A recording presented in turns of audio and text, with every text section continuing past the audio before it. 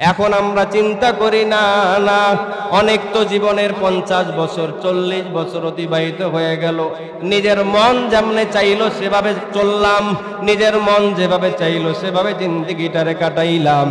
এখন অন্তত পক্ষে আমরা আল্লাহকে বলি, রে মালিক, আজকে থেকে আমি নিয়ত করলাম আপনি যেভাবে বলবেন আমার জীবনটা সেভাবে চালাবো। আপনার হাবিব যেভাবে দিক নির্দেশনা দিয়েছেন আমি আমার জীবনটা আপনার হাবিবের দিক নির্দেশনা অনুযায়ী চালাবো। কত কষ্ট করে করে দিনকে বিজয় করার জন্য আমাদের ঘর পর্যন্ত দিনকে পৌঁছায় দিলেন, কিন্তু আমার দিলে নবীর মোহাব্বত নাই, আমার দিলে নবীর ভালোবাসা নাই। অথচ আল্লাহর নবী বলেন, লা ইউমিনু আহাদুকুম হাত্তা আকুনা আহাব্বা ইলাইহি মিন ওয়ালিদিহি ওয়া ওয়ালাদিহি ওয়ান নাসি আজমাইন। নবী আমার বলেন, তোমার সন্তানের থেকে, তোমার ছেলেমেয়ের থেকে, তোমার বাবা মার থেকে, তামাম পৃথিবীর সবার চাইতে যতক্ষণ পর্যন্ত আমি নবীকে বেশি মহব্বত করতে পারবা না, ততক্ষণ পর্যন্ত তোমরা খাঁটি ইমানদার হতে পারো নাই। এখন আপনি বুকে হাত দিয়ে বলেন, নবীর চাইতে সন্তানের মহব্বত বেশি না কম? বুকে হাত দিয়ে বলেন, নবীর চাইতে আপনার ব্যবসা প্রতিষ্ঠানের মহব্বত বেশি না কম? আপনি নিজে নিজেই চিন্তা করেন, এই দুনিয়াতে কত আমার সম্পর্ক আছে, কত ফ্রেন্ডশিপ আছে, ক্লোজ ফ্রেন্ড আছে, শ্বশুর বাড়ির লোক আছে, নিজের বাড়ির লোক, এই সবার থেকে আমি এখনো যদি মহব্বত নবীকে বেশি করতে না পারি, তাহলে আমি এখনো কামেল মুমিন হতে পারি নাই। এখন থেকে দিলটা পরিবর্তন করেন, দিলে নবীজির মহব্বত ঢুকানোর চেষ্টা করেন। সাহাবায়ে কিরাম নবীকে মহব্বত করে দেখিয়ে দিয়েছেন, আমাদের জন্য তাদের দিক নির্দেশনা পথ প্রদর্শক দেখিয়ে দিয়ে গিয়েছেন, রে উম্মতেরা তোমরা এমন ভাবে ভাবে নবীকে মহব্বত করবা। তামাম পৃথিবী ঘোরচ্ছন্ন অন্ধকারে ডুবেছিল, মানুষগুলো ছিল কিন্তু ভিতরে মানুষত্ব ছিল না। বাবা তার কন্যা সন্তানকে জীবিত দাফন দিত, মানুষগুলো মৃত প্রাণীর গোশত খেত, একজন আরেকজনকে বিনা কারণেই খুন করত। এরকম আরো অনেক অনেক জাহিলিয়াতে তারা নিমজ্জিত ছিল, ডুবেছিল। এমন সময়ে এমন এক সোনালী সূর্যের আবির্ভাব ঘটল। সেই সোনালী সূর্যের আলোয় তামাম পৃথিবীর জাহিলিয়াত, তামাম পৃথিবীর অন্ধকার, তামাম পৃথিবীর কালিমা দূরবিত হয়ে সমস্ত মানুষগুলো ইসলাম নামক একটি ধর্ম পেল, কোরআন নামক একটি গ্রন্থ পেল, এবং নবী করিম হযরত মুহাম্মদ সাল্লাল্লাহু আলাইহি ওয়াসাল্লামের মতো একজন নবী পেলেন।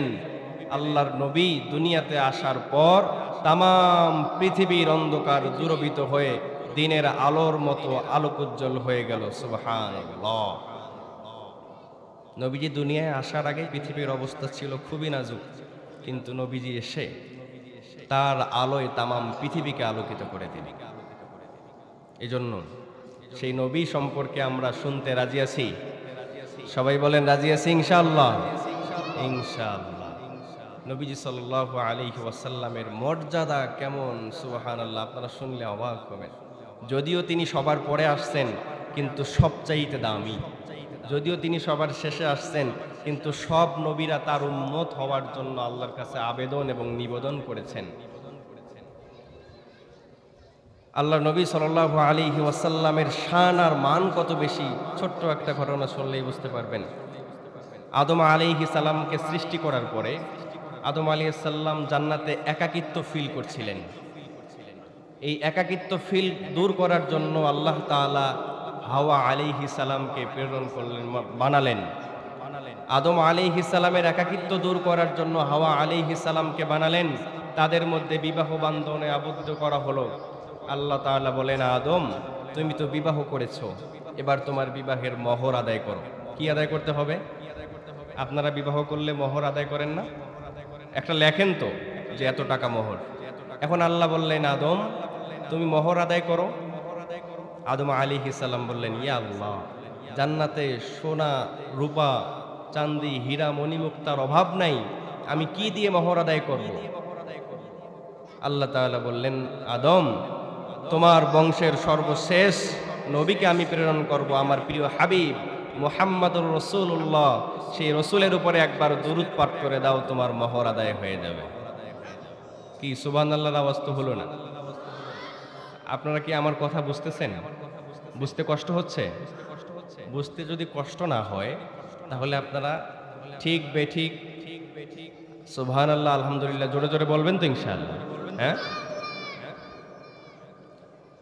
আল্লাহ, তো এর কেমন দাম আল্লাহর নবী সাল্লাল্লাহু আলাইহি ওয়াসাল্লাম। আল্লাহর নবী সাল্লাল্লাহু আলাইহি ওয়াসাল্লাম 12 রবিউল আউয়াল সোমবার সুবহে সাদিকের সময় পৃথিবীতে মা আমিনার ঘরকে আলোকিত করে জন্মগ্রহণ করলেন। এই নবীর কেমন দাম! আল্লাহর নবীর মা বলেন, আমার সন্তান মুহাম্মদ যখন আমার গর্ভে আসছে, দুনিয়ার মানুষের মহিলাদের গর্ভে বাচ্চা আসলে, সন্তান আসলে কত কষ্ট হয়, উঠতে কষ্ট, বসতে কষ্ট, খেতে কষ্ট, চলাফেরা করতে কষ্ট, কিন্তু মুহাম্মদ আমার গর্ভে আসার কারণে কোনোদিন আমার কষ্ট অনুভব হয় না। আল্লাহর নবীর মা যখন রাস্তা দিয়ে হেঁটে যেত,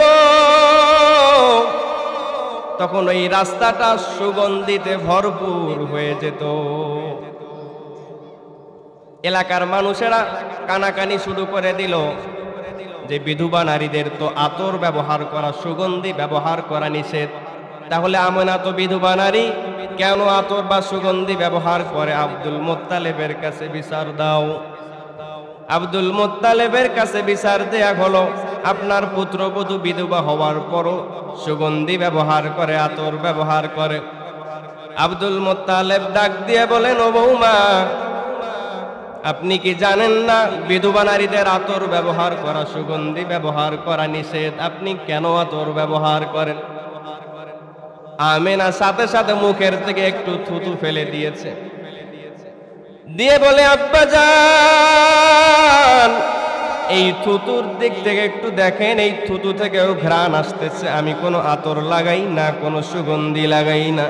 যেদিন থেকে আমার সন্তান আমার গর্ভে আসছে, সেদিন থেকে আমি আমেনা যেই রাস্তা দিয়ে যাই, সেটা অটোমেটিক সুগন্ধিতে ভরে যায়। আগের যুগে টিউবওয়েল ছিল না, কূপ থেকে পানি উঠানোর প্রয়োজন হতো। আমেনা যখন এই কূপ থেকে পানি উঠানোর জন্য যেত, কূপের পানিগুলো অটোমেটিক উপর পর্যন্ত উঠে যেত। কূপ থেকে পানি উঠাতে হয় বালতি আর রশি দিয়ে, কষ্ট করে উঠাতে হয়। কিন্তু নবী আলাইহিস সালাম তার মায়ের গর্ভে থাকার কারণে, সেই নবীর এমন বরকত, নবীর কারণে পানিগুলো পর্যন্ত মুখ পর্যন্ত চলে আসতো। এই জন্য আরবের মহিলারা বলতো, রে আমেনা, আমরা যতক্ষণ পানি নেওয়া শেষ না করব, ততক্ষণ তুমি কূপের কাছে একটু দাঁড়ায়া থাকবা, কারণ তুমি যতক্ষণ কূপের কাছে থাকো, ততক্ষণ এই কূপের পানিগুলো উপরে থাকে, আবার তুমি চলে যাওয়ার সাথে সাথে কূপের পানিগুলো নিচে চলে যায়।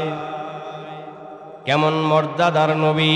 এখনো পর্যন্ত দুনিয়ায় আসেই নাই, এখনো পর্যন্ত জন্মগ্রহণ করে নাই, মায়ের পেটে আছে। পেটে থাকা অবস্থায় এত শান, এত মান, এত বরকত।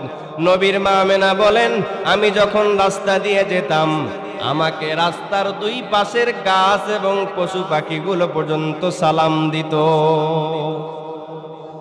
এটা কি ছোটখাটো বিষয়? আপনাকে আমাকে কেউ সালাম দেয়? গাছ সালাম দেয়, পশু পাখি সালাম দেয়, কিন্তু নবীজির কেমন মর্যাদা! পেটে থাকার কারণে তার মাকে পর্যন্ত সালাম দিত।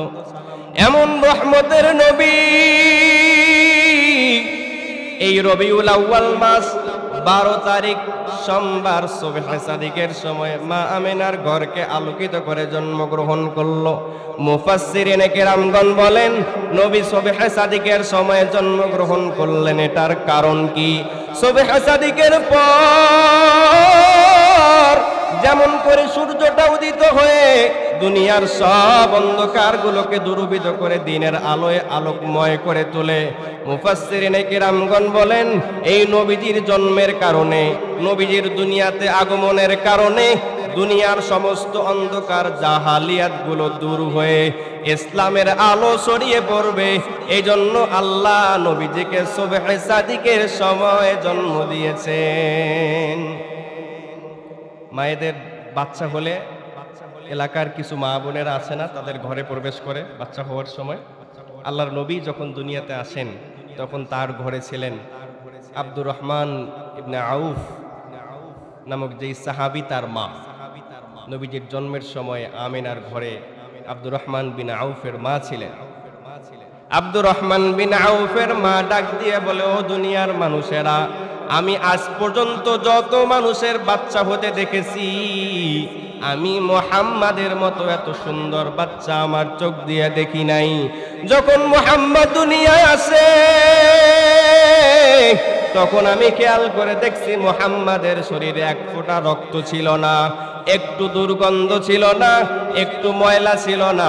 বাচ্চা হলে নারী কাটার প্রয়োজন হয়, কিন্তু মুহাম্মাদের নারী কাটার প্রয়োজন হয় নাই।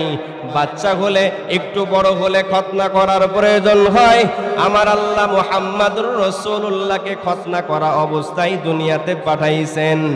এত সুন্দর সন্তান যখন জন্মগ্রহণ করলো, মা আমিনা সন্তানের চেহারার দিকে তাকায় তাকায় চোখের পানি ছেড়ে দিয়ে বলে, ওরে আব্দুল্লাহ, প্রথম সন্তান হলে বাবা কত খুশি হয়ে যায়, মা কত খুশি হয়ে যায়, কিন্তু আজকে আমাদের প্রথম সন্তান হলো, আমি তো নয়ন ভরে দেখলাম কিন্তু আব্দুল্লাহর দেখার সুযোগ হলো না।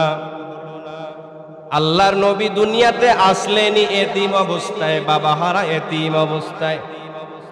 আল্লাহর নবী যখন দুনিয়ায় আসলেন, আল্লাহর নবীর দাদা আব্দুল মুত্তালিব কাবা ঘরের পাশে বসেছিলেন। যখন তার কানে খবর গেল আপনার নাতি দুনিয়াতে আসছে, নাতি জন্মগ্রহণ করেছে, আব্দুল মুত্তালিব পাগলের মতো ছুটে ছুটে আমিনার ঘরে এসে দেখেন এমন সুন্দর সন্তান, পূর্ণিমার চাঁদের চাইতেও বেশি সুন্দর। ডাক দিয়ে বলেন, ও দুনিয়ার মানুষ, সারা জীবনে কত সন্তান দেখেছি, কিন্তু আজকে আমার নাতির চেহারাটা দেখে আমার কলিজা এবং চোখ দুইটাই শীতল হয়ে গেল। আমার নবীর চেহারা যখন ক্ষুধার্ত মানুষ দেখতো, তার পেটের ক্ষুধাটা আল্লাহ তাআলা পরিপূর্ণ ভরাইয়া দিতেন। এমন চেহারা। আল্লাহু আকবার। দুনিয়াতে যত নবী আল্লাহ পাঠাইছেন, তাদের ভিতরে যত গুণ দিয়েছিলেন, সবগুলো গুণ একত্রিত করে আপনার আমার নবীর ভিতরে দিয়েছেন। আমার নবী ডাক দিয়ে বলে, রে উম্মতের দল, আমি নবীকে আল্লাহ কি পরিমাণে ইলম দিয়েছে জানো? তামাম নবীকে যে ইলম দিয়েছে, তার ইলমের তুলনায় আমার ইলম হলো সমুদ্র পরিমাণ। একটা সমুদ্রে যদি আপনি আঙ্গুল ডুবানোর পরে যতটুকু পানি আপনার আঙ্গুলে ওঠে, আল্লাহর নবী বলেন তামাম পয়গম্বরগণকে এতটুকু আঙ্গুলের মাথার পানি পরিমাণে ইলম দেয়া হয়েছে, আর আমি নবীকে সমুদ্র পরিমাণ ইলম দেয়া হয়েছে। আপনারা কি কথা বুঝেন? বুঝতেছেন? ক্লিয়ার? আল্লাহর নবীকে ইলম কি পরিমাণে দেয়া হয়েছে? সমুদ্র পরিমাণ। এই জন্যই তো নবীর তেলাওয়াত শোনার জন্য ঘরের পাশে কাফেররা পর্যন্ত এসে অপেক্ষা করত। নবীর মুখের কথা শুনে শুনে মানুষগুলো ভক্ত হয়ে কালিমা পড়ত, এবং এই জন্যই নবীকে বলতো কাফেররা জাদুকর।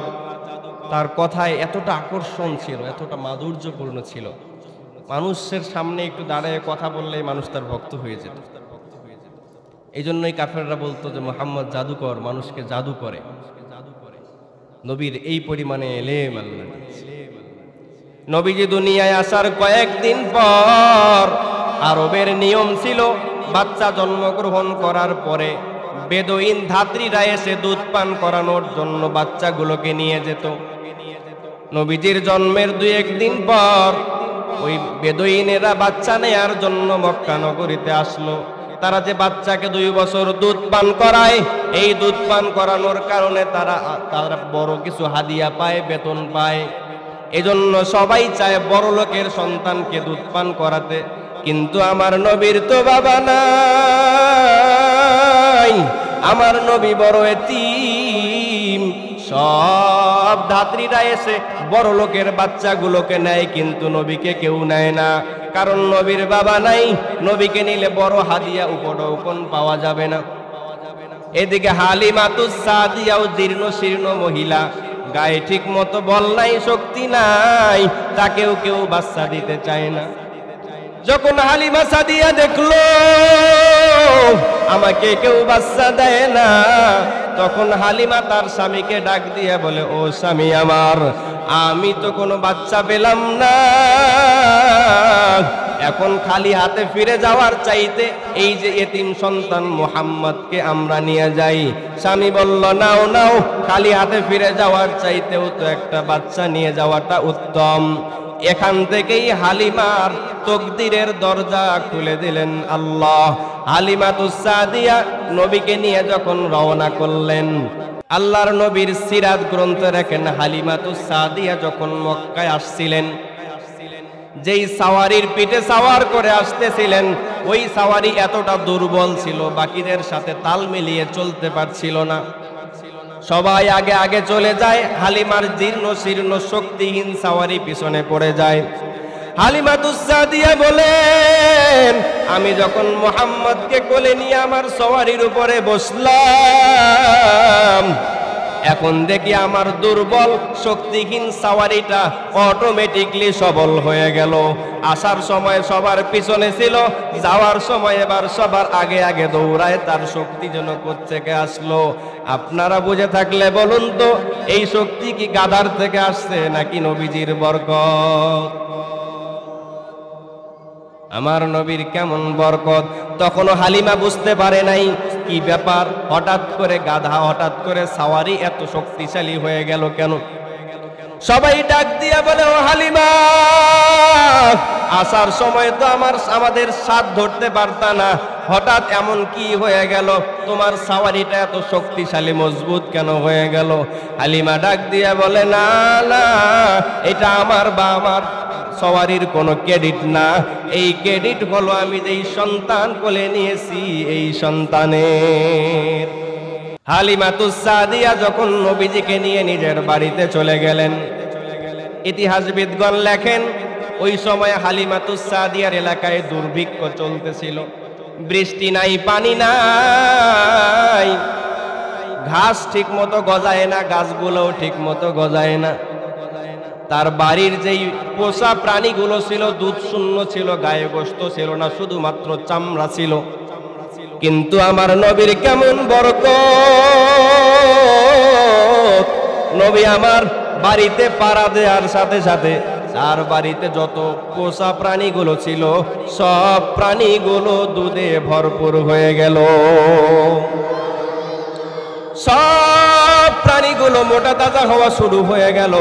এবার এলাকার মানুষেরা ডাক দিয়ে বলে, ও রাখালরা শোনো, হালিমার ছাগলগুলোকে যেখানে ঘাস খাওয়ায় তোমরাও সেখানে নিয়ে গিয়ে তোমাদের ছাগলকে ঘাস খাওয়াবা। হালিমার ছাগল বকরিগুলো যেখানে চড়ায় তোমরাও নিয়ে গিয়ে সেখানে বকরিগুলো চড়াবা। হালিমা ডাক দিয়ে বলে, আমার গ্রামের মানুষ শোনো, এটা কোনো মাঠের ক্রেডিট না, এটা কোনো ঘাসের ক্রেডিট না, কোনো রাখালের ক্রেডিট না। আমি যেদিন থেকে এই সন্তান মুহাম্মদকে এনেছি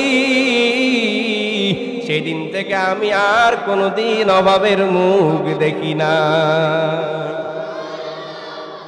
এমন নবীর উম্মত, এখনো তো ছোট মানুষ, দুধের বাচ্চা। নবীজির ক্রেডিট শুরু হয়ে গেছে, নবীজির বরকত প্রকাশ পাওয়া শুরু হয়ে গেছে। হযরতে হালিমাতুস সাদিয়া বলেন, ও মানুষ, মুহাম্মদ এতটা ভদ্র, ছোটবেলা থেকে 1 মাস 2 মাস বয়স থেকে এতটা সচেতন বাচ্চা। আমি সব সময় মুহাম্মদকে খেয়াল করতাম, একটা স্তনের দুধ মুহাম্মদ পান করত, দ্বিতীয় স্তনে মুখ লাগাতো না। কারণ কি? হালিমারও আরেকটা বাচ্চা ছিল। এই জন্য আল্লাহর নবী ওই অল্প বয়স থেকে ইনসাফের দিকে খেয়াল করে শুধুমাত্র একটা স্তন পান করতেন, আর একটা স্তনে লাগালেও নবীজি কখনো আরেক স্তনের দুধ খেতেন না। ওই বয়স থেকেই আল্লাহর নবী কতটা ইনসাফদার ছিলেন। আল্লাহর নবী 2 বছর হালিমাতুস সাদিয়ার কাছে থাকলেন, দুধ পান করলেন। যখন 2 বছর দুধ পান করানো শেষ হয়ে গেল, হালিমাতুস সাদিয়া এবার নবীজিকে ফেরত দেওয়ার জন্য মক্কায় চলে গেলেন। যদিও ঘটনা অনেক বিস্তৃত, অনেক লম্বা, খুবই সংক্ষেপ করার চেষ্টা করব সময়ের দিকে লক্ষ্য করে। এই যে হালিমাতুস সাদিয়া যে নবীজিকে ফেরত দিতে নিয়ে গেলেন, যতদিন 2 বছর হালিমাতুস সাদিয়ার বাসায় নবীজি ছিলেন, এর মাঝে অনেক ঘটনা ঘটেছে। নবীজির সিনা চাক করা হয়েছে, নবীজির দ্বারা অনেক বরকত প্রকাশ পেয়েছে, নবীজির অনেক মুজিজা প্রকাশ পেয়েছে, কিন্তু সেগুলো বলতে গেলে সময় অনেক লম্বা হয়ে যাবে। আল্লাহর নবীকে ফেরত দেওয়ার জন্য যখন হালিমাতুস সাদিয়া নবীর মার কাছে দিতে গেলেন, তখনও পর্যন্ত হালিমাতুস সাদিয়ার মন চায় না মুহাম্মাদের মতো শিশুকে নিজের থেকে আলাদা করতে। কারণ এতদিন যাবৎ মুহাম্মাদের যেই ব্যবহার দেখেছে, এতদিন যাবৎ মুহাম্মাদের যেই আচরণ দেখেছে, হালিমাতুস সাদিয়ার ভিতরে নিজের সন্তানের থেকেও মুহাম্মাদের প্রতি বেশি ভালোবাসা মোহাব্বত তৈরি হয়ে গেছে। মনটা চায় না, হালিমাতুস সাদিয়ার মন চায় না সন্তানটাকে আমিনার কাছে দিয়ে আসতে, কিন্তু কোনো উপায় নাই, যার সন্তান তাকে ফেরত দিতে হবে। আল্লাহর নবীকে আমিনার কাছে ফেরত দিয়ে হালিমাতুস সাদিয়া চলে আসলেন। আল্লাহর নবীর দেখেন জন্মের পর থেকে আল্লাহ তাআলা তার উপরে বিপদ এবং পরীক্ষা নেওয়া শুরু করছেন। আল্লাহর নবী যখন একটু বড় হয়ে গেল, এবার সব কিছু বোঝেন। আল্লাহর নবী হাঁটতে পারেন, কথা বলতে পারেন, মানুষের কথা বোঝেন, সব কিছু বোঝেন। নবী আমার খেয়াল করলো, সব সন্তানগুলোকে বাবারা আদর করে, মোহাব্বত করে। নবী আমার খেয়াল করে আমার বাবাই নাই। নবীজি ডানে তাকায়, কখনো বাবাকে দেখে না, বামে তাকায়, বাবাকে দেখে না। সব সন্তানগুলোকে বাবারা মোহাব্বত করে, আদর করে। নবীজি শুধু মনে মনে মনে মনে বাবাকে তালাশ করে। একদিন বিকেল বেলা নবীজি বাচ্চাদের খেলা দেখার জন্য মাঠে গেলেন। মাঠে যাওয়ার পর খেলা দেখলেন, যখন সন্ধ্যা হয়ে গেল, এখন সব বাচ্চাগুলোর বাবারা বাচ্চাদেরকে নেয়ার জন্য আসছে। এসে বাচ্চাগুলোকে কোলে নেয়, গালে আর কপালে চুমা দেয়, নিয়ে নিয়ে বাড়ির দিকে রওনা হয়ে যায়। আমার নবী ডানে তাকায়, আমার বাবাই কেন আসে না? বামে তাকায়, আমার বাবা কেন আসে না? এবার মনটা খারাপ হয়ে গেল। নবীজি রাস্তা দিয়া বাবা বাবা বলে চোখের পানি ফেলে কান্না করতে করতে হাঁটতেছে। আমিনা যখন দেখলো সন্ধ্যা হয়ে গেছে, এখনো মুহাম্মদ বাসায় ফিরে নাই, নবীজিকে খোঁজার জন্য মা আমিনা রাস্তায় বের হয়ে গেল। মানুষদেরকে জিজ্ঞাসা করে, ও ভাই, তোমরা কি আমার মুহাম্মদকে দেখেছো নাকি? মানুষেরা বলে, না না, আমরা মুহাম্মদ নামের কাউকে চিনি না, তবে আমরা দেখেছি রাস্তায় একটা বাচ্চা বাবা বাবা বলে কান্না করতেছে। মা আমিনা একটা দৌড় দিয়েছে, বলে এটা আমার মুহাম্মদ ছাড়া আর কেউ না। গিয়ে দেখে মুহাম্মদ চোখের পানি ফেলে ফেলে বাবা বাবা বলে কান্না করতেছে। মা আমিনা গিয়া গলা জড়াইয়া ডাকতেছে, মুহাম্মদ, চোখের পানি ফেলে বাবাকে ডেকে লাভ নাই। তুমি আমার গর্ভে থাকা অবস্থায় তোমার বাবা ব্যবসা করতে গিয়ে আর মক্কায় ফেরত আসে নাই। নবী আমার বলে, ও মা, আমি তো আমার বাবাকে দেখি নাই, বাবার আদর পাই নাই। এখন আমার বাবার কবরটাকে আমাকে একটু দেখানো যায়? আল্লাহর নবীর মা বাড়িতে ফিরে আব্দুল মুত্তালিবের কাছে গিয়ে বললেন, আব্বাজান, আমাদেরকে একটু আপনার সন্তানের কবর দেখার ব্যবস্থা করে দেন। আব্দুল মুত্তালিব ডাক দিয়ে বলে, রে উম্মে আইমান, যাও যাও, আমার বৌমা এবং আমার নাতিকে নিয়ে আমার ছেলে আব্দুল্লাহর কবরটা দেখায় নিয়ে আসো। যখন নবীজি তার বাবার কবর দেখতে যায়, কবরের কাছে যাওয়ার পর মা আমেনা বলে, ও মুহাম্মদ তাকায়া দেখো, ওই যে তোমার বাবার কবর। নবীজি সওয়ারের উপর থেকে নেমে গিয়ে বাবার কবরের কাছে দাঁড়াইছে। এবার বড় মোহাব্বতে চোখের পানি ফেলে ফেলে বাবাকে ডাক দেয়, বাবা আমি দুনিয়াতে দেখি সব সন্তানগুলোর বাবারা সন্তানগুলোকে আদর করে, মোহাব্বত করে। আমি প্রতিদিন আপনার অপেক্ষায় থাকি, আপনি তো আমার জন্য কোনোদিনও আসেন না। আমি দেখি সন্তানেরা যখন হাঁটতে শেখে বাবারা আঙ্গুল ধরে ধরে হাঁটা শিখায়, আমি তো কোনোদিন আপনার আঙ্গুল ধরে হাঁটতে পারলাম না। নবীজি ছোট্ট মানুষ, চোখের পানি ফেলে আর কান্না করে। আমার আল্লাহ ডাক দিয়ে বলে, রে জিবরাইল, আমার বন্ধুকে ওখান থেকে সরাও, কারণ আমার বন্ধুর চোখের পানি কান্না আমি সহ্য করতে পারি না। রে জিবরাইল, আমার বন্ধুর কান্না আসমান সহ্য করতে পারে না, জমিন সহ্য করতে পারে না। আল্লাহ তাআলার কুদরত। নবীজি বাবার কবর দেখে দেখে এবার বাড়ির দিকে রওনা হয়ে গেলেন। কিছু দূর যাওয়ার পর হঠাৎ করে নবীজির মার প্রচন্ড জ্বর চলে আসলো, পেটে ব্যথা শুরু হয়ে গেল। নবীজির মা এবার বুঝতে পারলেন আমারও বুঝি সময় শেষ হয়ে গেছে। উম্মে আইমানকে ডাক দিয়ে বলে, রে উম্মে আইমান, আমার কলিজার টুকরা মোহাম্মদকে একটু আমার বুকে দাও, আমি আমার সন্তানটারে শেষবারের মতো একটু দেখে নিই। মুহাম্মাদুর রাসূলুল্লাহ ছোট্ট মানুষ, তখনও এত ভালো করে সবকিছু বোঝে না। আমেনা ডাক দিয়া সন্তানটাকে কোলে বসাইয়া জড়াইয়া ধরছে, ধরে বলে, রে মুহাম্মদ, দুনিয়ায় সব নতুন জিনিসগুলো একদিন পুরাতন হয়ে যায়, দুনিয়াতে সবুজ পাতাগুলো একদিন ঝরে ঝরে পড়ে যায়, সব মানুষগুলো দুনিয়ায় আসে আবার একদিন বিদায় নিয়ে চলে যায়।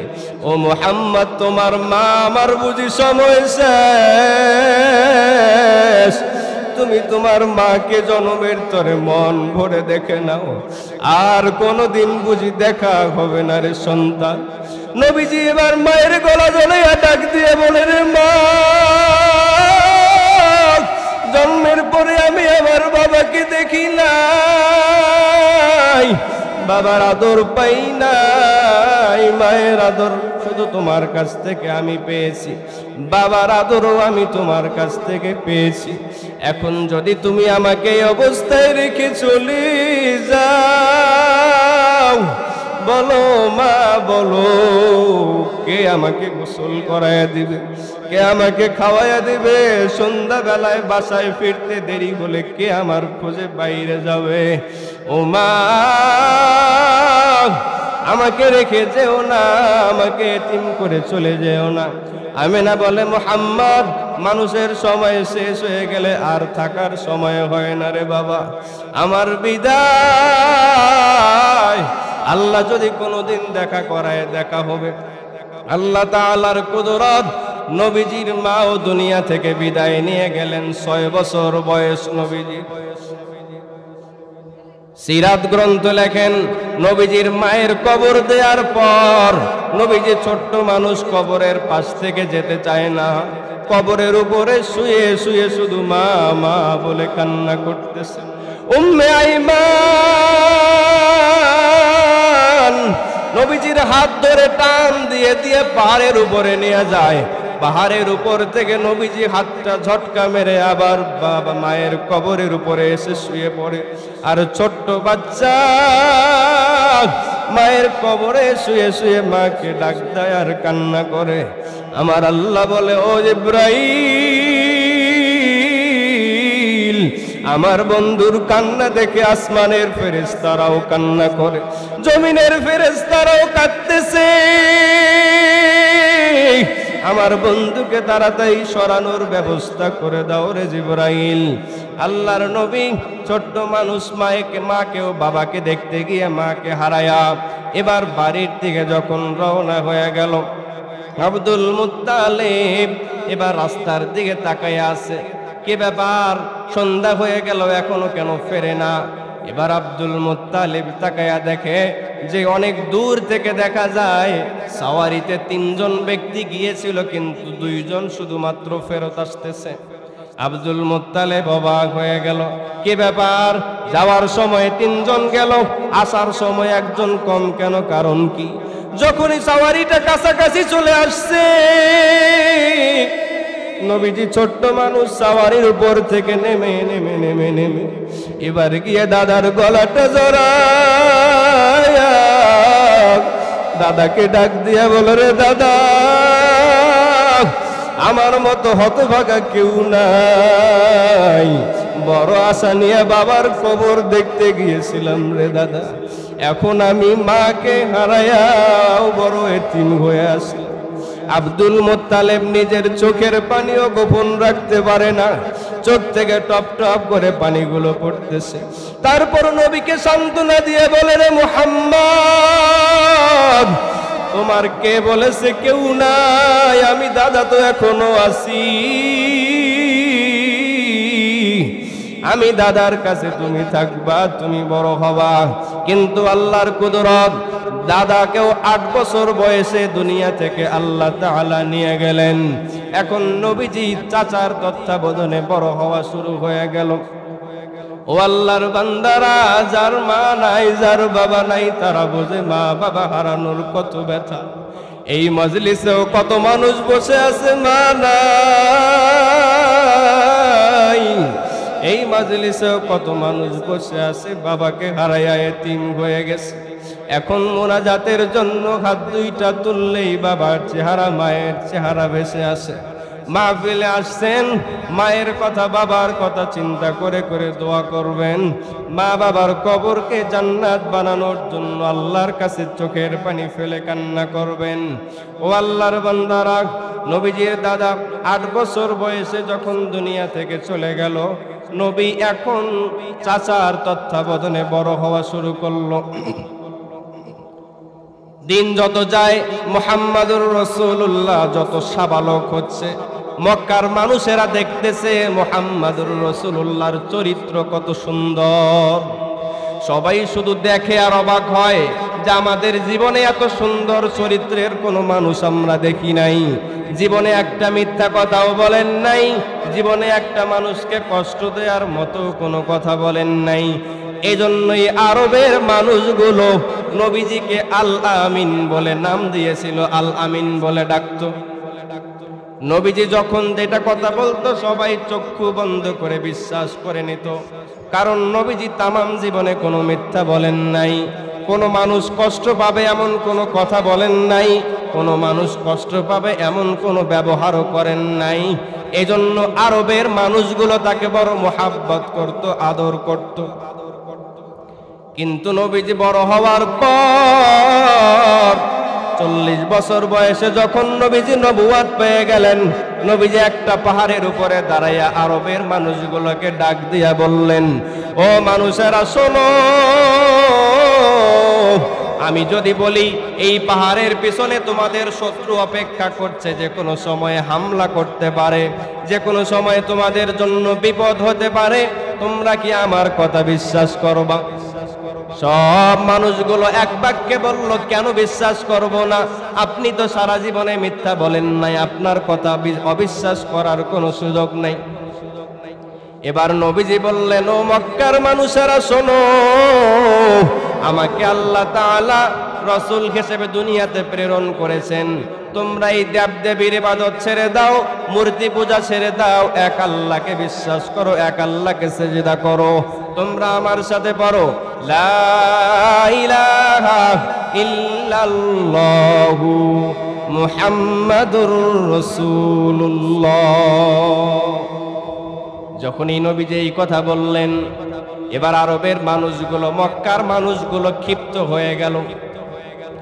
বলল, রে মুহাম্মদ, এই কথা বলার জন্য কি আমাদেরকে প্রয়োজনীয় কাজ থেকে বিরত করে এখানে ডাকছো নাকি? তুমি আমাদেরকে বলতেছো বাপ দাদার ধর্ম ত্যাগ করে তোমার নতুন বানানো ধর্ম আমরা গ্রহণ করব।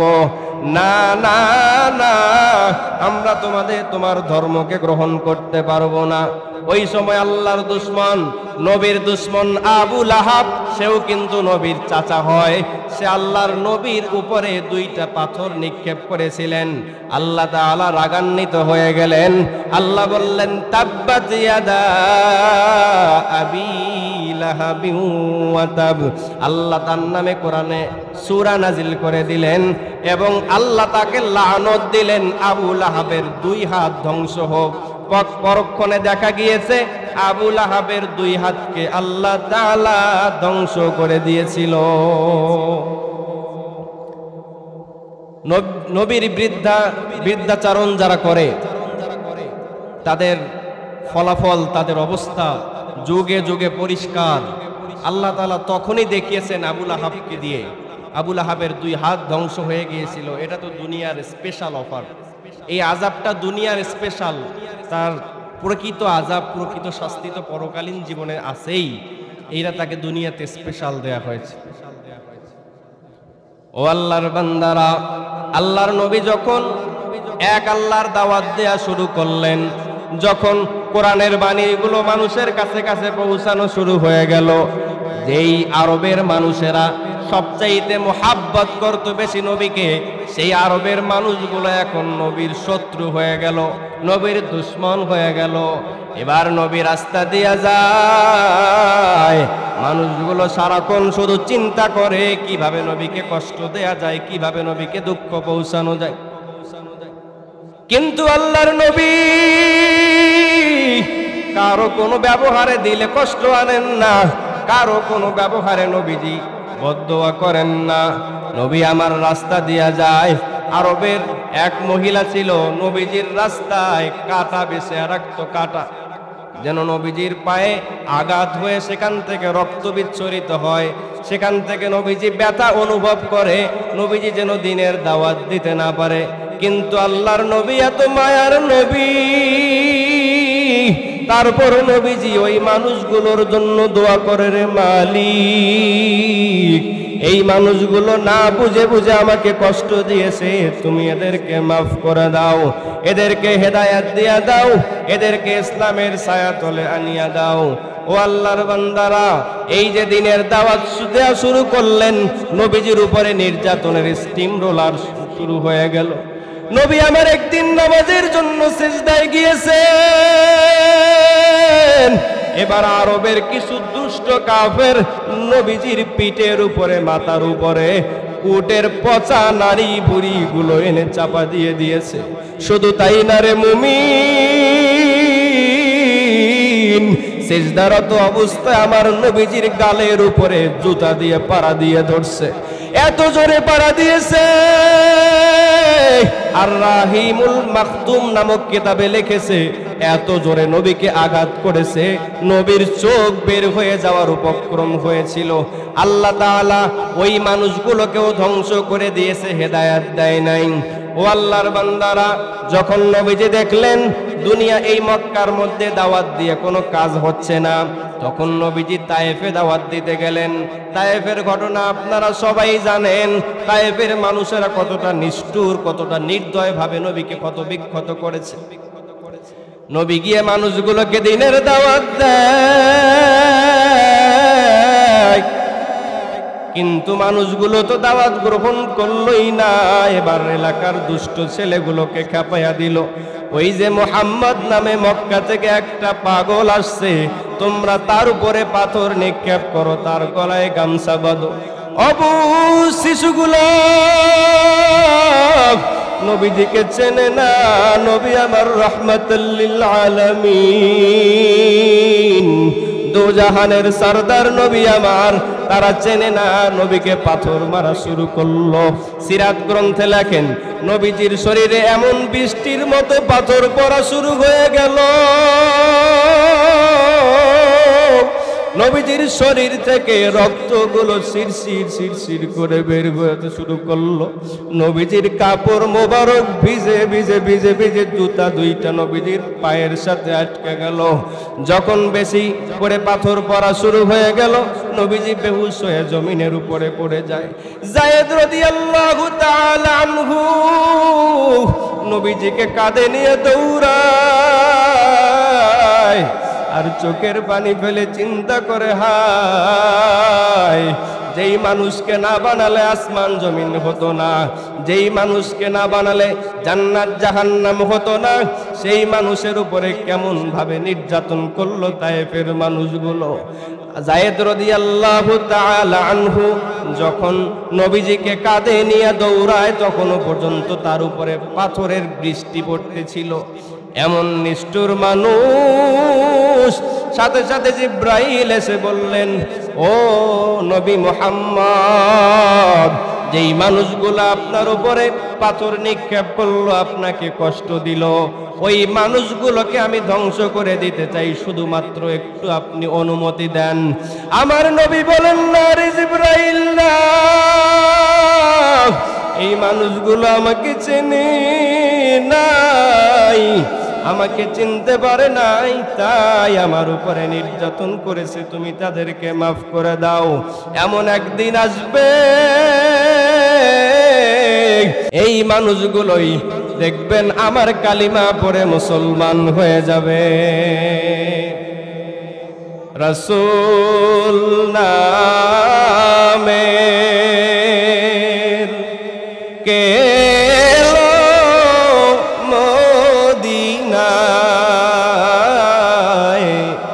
রাসূল নামের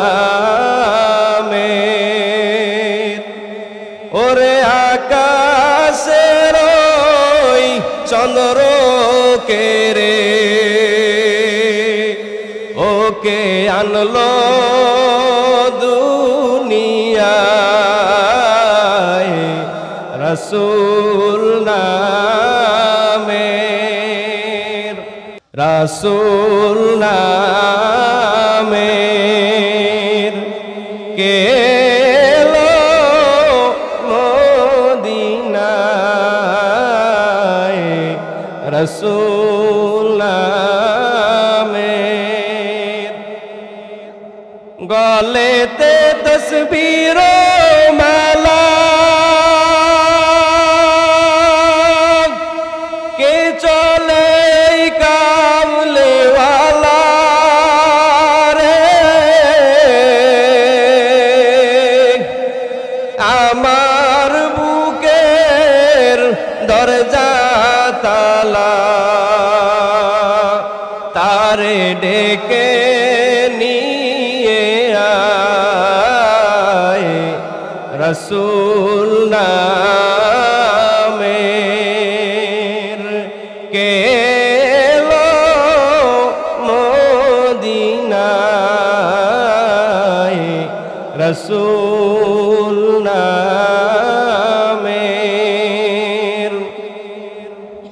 আমি শুনি নাই, দেখি নাই কোথাও, মানসে নাস মানুষের ব্যথায় রে, এমন দরদীর কথা, ওরে এমন দরদীর কথা, আমায় কে শুনায়, রাসূল নামের।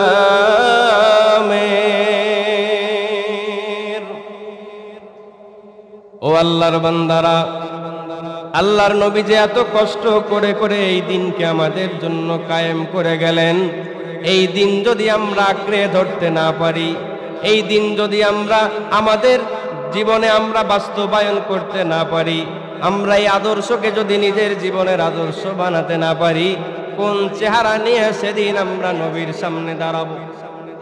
কিয়ামতের কঠিন মুহূর্তে যদি আমি নবীর দিকে দৌড়াই আর বলি, নবী আমার, আজকের এই ময়দানে আপনি ছাড়া আমাকে সুপারিশ করার মতো কেউ নাই, আমি আপনার উম্মত, আমি আপনার মুহাব্বতের উম্মত।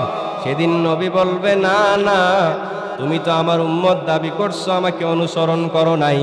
তুমি তো আমার উম্মত দাবি করছো, কিন্তু নিজের চুলটা আমার মতো করে কাটো নাই, নিজের শরীরটা আমার মতো করে সাজাও নাই, নিজের রাজনৈতিক জীবনের সাথে আমি নবীর রাজনৈতিক জীবনের মিল নাই, নিজের পারিবারিক জীবনের সাথে আমি নবীর পারিবারিক জীবনের মিল ছিল না, নিজের বাজার ব্যবস্থার সাথে আমি নবী যেই বাজার ব্যবস্থা শিখিয়েছি এটার সাথে তোমাদের কোনো মিল ছিল না। সেদিন আমি নবীর সামনে দাঁড়ায় কি জবাব দিব, এই চিন্তা এখন করা দরকার। অনেক সময় হয়েছে, এখন আমরা চিন্তা করি না, না, অনেক তো জীবনের 50 বছর 40 বছর অতিবাহিত হয়ে গেল, নিজের মন যেমনে চাইলো সেভাবে চললাম, নিজের মন যেভাবে চাইলো সেভাবে জিন্দেগিটারে কাটাইলাম। এখন অন্তত পক্ষে আমরা আল্লাহকে বলি, রে মালিক, আজকে থেকে আমি নিয়ত করলাম আপনি যেভাবে বলবেন আমার জীবনটা সেভাবে চালাবো, আপনার হাবিব যেভাবে দিক নির্দেশনা দিয়েছেন আমি আমার জীবনটা আপনার হাবিবের দিক নির্দেশনা অনুযায়ী চালাবো। কি পারবো না ইনশাআল্লাহ? বলেন ইনশাআল্লাহ। এই যে নবী উহুদের ময়দানে দান শহীদ করলেন, কত কষ্ট করে করে দিনকে বিজয় করার জন্য আমাদের ঘর পর্যন্ত দিনকে পৌঁছায় দিলেন, কিন্তু আমার দিলে নবীর মোহাব্বত নাই, আমার দিলে নবীর ভালোবাসা নাই। অথচ আল্লাহর নবী বলেন, লা ইউমিনু আহাদুকুম হাত্তা আকুনা আহাব্বা ইলাইহি মিন ওয়ালিদিহি ওয়া ওয়ালাদিহি ওয়ান নাসি আজমাইন। নবী আমার বলেন, তোমার সন্তানের থেকে, তোমার ছেলেমেয়ের থেকে, তোমার বাবা মার থেকে, তামাম পৃথিবীর সবার চাইতে যতক্ষণ পর্যন্ত আমি নবীকে বেশি মোহাব্বত করতে পারবা না, ততক্ষণ পর্যন্ত তোমরা খাঁটি ইমানদার হতে পারো নাই। এখন আপনি বুকে হাত দিয়ে বলেন, নবীর চাইতে সন্তানের মোহাব্বত বেশি না কম? বুকে হাত দিয়ে বলেন, নবীর চাইতে আপনার ব্যবসা প্রতিষ্ঠানের মোহাব্বত বেশি না কম? আপনি নিজে নিজেই চিন্তা করেন, এই দুনিয়াতে কত আমার সম্পর্ক আছে, কত ফ্রেন্ডশিপ আছে, ক্লোজ ফ্রেন্ড আছে, শ্বশুর বাড়ির লোক আছে, নিজের বাড়ির লোক, এই সবার থেকে আমি এখনো যদি মোহাব্বত নবীকে বেশি করতে না পারি, তাহলে আমি এখনো কামেল মুমিন হতে পারি নাই। এখন থেকে দিলটা পরিবর্তন করেন, দিলে নবীজির মোহাব্বত ঢুকানোর চেষ্টা করেন। সাহাবায়ে কিরাম নবীকে মোহাব্বত করে দেখিয়ে দিয়েছেন, আমাদের জন্য তাদের দিক নির্দেশনা পথ প্রদর্শক দেখিয়ে দিয়ে গিয়েছেন, রে উম্মতেরা তোমরা এমন ভাবে নবীকে মোহাব্বত করবা। সাহাবায়ে কিরাম নবীকে কেমন মোহাব্বত করতেন। একদিন নবীজি বসা, এমন সময় এক সাহাবী আসলো নবীজির কাছে, এসে বলল, গো নবী, আল্লাহ তাআলা আমাকে বড় গরিব বানিয়েছেন, অসহায় বানিয়েছেন, আমি 3 বেলা পেট ভরে খেতে পারি না, আমি 3 বেলা সন্তানদেরকে খানা দিতে পারি না।